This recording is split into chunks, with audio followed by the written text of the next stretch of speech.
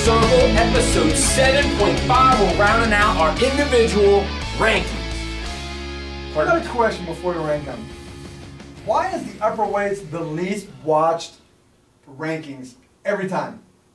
When we do the whiteboard, more people, nobody watches, nobody cares about the top weight guys. Why is that? They have the same number of kids, same number of parents, same number of coaches, same number of teammates. Not the same number of fans. Wow, the fans. All about the fans. Fans drive this, folks. Fans drive this. That last 10 seconds was brought to you by me because I am full of that kind of crap. All right, here we go. 195 pounds. 220 pounds. And then heavyweight. And then 285.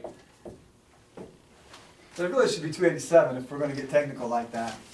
Oh, that means that's 222 and that's 197. Go! When we get to 195, we really haven't changed the participants. It's just kind of a shuffling of the deck here a little bit at the bottom. But at number 1, we're going to go with Robert Fuzner. How can you not? Big guy, big guy. Coming off a solid 5th at Maumee, which is not probably, 195 at Maumee was clearly the toughest weight in that tournament. That was absolutely an incredible weight class. I can't remember the last time I've seen a 195, just regular tournament, that deep, other than Ironman. Right. Moving along. Number 2, we're going Chris Martinez, Delaware Hayes, coming off a good finish at Top Gun. We talked about how he got 2nd there, really looked good, solid kid. Been in the district tournament every year, so we know he's going to be comfortable there. Just hard kid to wrestle. At number 3, we're going AJ Jones, coming off that big win. We had him ranked 4th last time. Coming off that big win over defending district champ Nick Kramer at Licking Heights tournament, 10-6, 7-3. I think it was 10-6 somewhere right there. Solid kid. We talked about in the first rankings here, a kid to watch out for because he beat Smiley Sean Norris at the Olentangy Lewis Center tournament. Kid to watch out for. Kids continue to get better here. At number 4, we're going Blake Young, Olentangy of the Lewis Center, as my colleague here says. Yes. Solid kid, had a really good match with Martinez, as we talked about in that dual meet tournament, where I said I really think he had the lead there, or we're tied going the 3rd period. High finisher at Olentangy Orange, high finisher at Top Gun, solid kid, great workout partners, he's only getting better. And then number 5, we're putting defended champ Nick Kramer there. Guys, really having a bumpy start, but as we talked about in the first episode, he kind of did that last year, so who knows what they expect him from Darby, but he's really getting kind of shaky right now, and we're going to slide him in number 5. Peak when it matters most. All right, 220.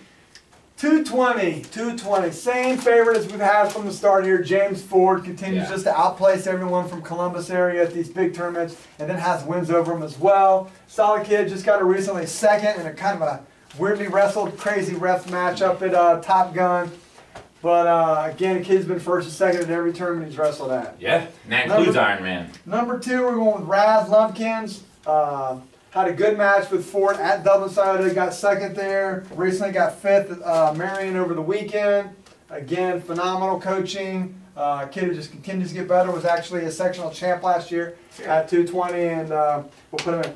Number 3, Slade from Olentangy of the Lewis Center. Oh, man. Kid who also continues to place high at Olentangy Orange, placed high at Top Gun. Kid's really good on his feet, really light on his feet, very agile. Is going to make him tough out here at Darby on day 2. And at number 4, we're going with Mansauer from Hilliard Davidson. Recently 2nd at the Porter Invitational. Thought he was probably the better kid. Kind of just got caught there in the match. He was leading 7-2, 8-2 maybe against Rudder from Lancaster. Solid kid. Was a district placer last year as well. Might even have been a state alternate. I'm not sure off the top of my head. But really good weight here. A couple kids laying in the weeds. Kid from Gahanna we talked about who recently beat Rudder. Rudder, who was last week's Wrestler of the Week, could be district champion in D3. Croswell and then Penn Mansauer. So he's another guy that makes a weight that's really starting to fill out a little bit here. Nice. Give me my 285s. At 285, I don't think there has a weight class that has changed landscape as much as 285 was here. We talk about the injuries, the football players. Is he going to wrestle? Is he not going to wrestle? And we'll get that as we come. But if I had a vote right now, which I don't, but if I had a vote who was the wrestler of the year in Division I, or maybe all of divisions in Columbus. Oh, wow, man. Wait a second, man. What do you think the teacher's gonna look like this year? It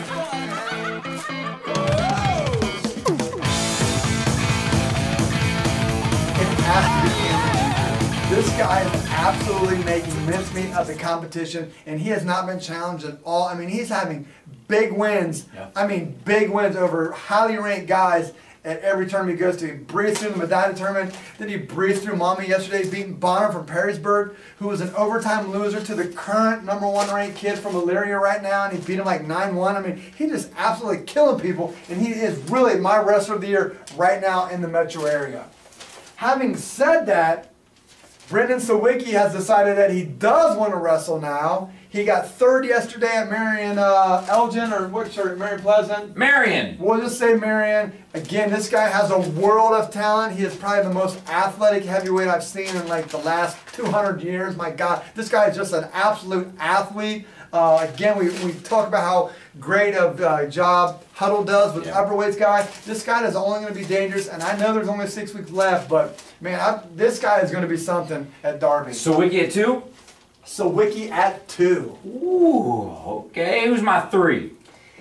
At number 3, I know there were reports on the thread there that maybe Chris Crum was not going to wrestle. Well, he's not wrestling. He's done. He's injured. You know, I'm not buying into that. This is not 100% sure, but my gut feeling is that this year, Crum does put his foot on the line for all you heavyweight watchers of last year. I really think Chris Crum's going to come back. Like I said, I live up that way. I stop in the room just to check out, see what's going on, talk to the coaches up there. I think this kid might be back because he just seems like a kid who wants to do it. And as we know, as we all know, the attitude of wanting to be a champion is more important than anything else a kid can do. So we're going to go Crum / Elmore from the backup. The Olentangy. Olentangy backup. Elmure. Yeah. Elmire. We're going to go Jimmy Elmire. We're going to go the backup here because whoever I think is there, I think is a solid number 3 right now. Wow. Jimmy placed again, 5th in Medina over, he lost to Archer in overtime. He placed high at Olentangy Orange, and then he got 7th yesterday, pinning the kid from Maslin Perry, 4-7 at Top Gun. So we're going to slot them in right now, but don't be surprised if Crum doesn't come back. All right, give me my 4. Number 4, we're going to go with Eubanks of Reynoldsburg.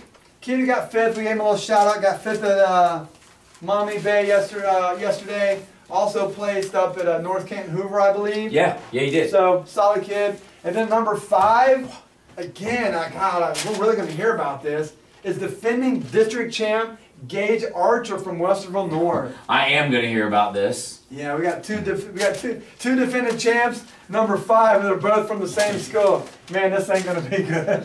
Turn my phone on silent. This ain't going to be good. But again, I think these are just some really great weight classes. And this weight, if all these boys do contend, decide to compete this way with Crum, Sawicki, that is going to be a fantastic weight to watch. So stick around. The man says, get your popcorn and get after it. Well, 95, 220, 285, that does it for episode 7.5. And now you are inside the circle.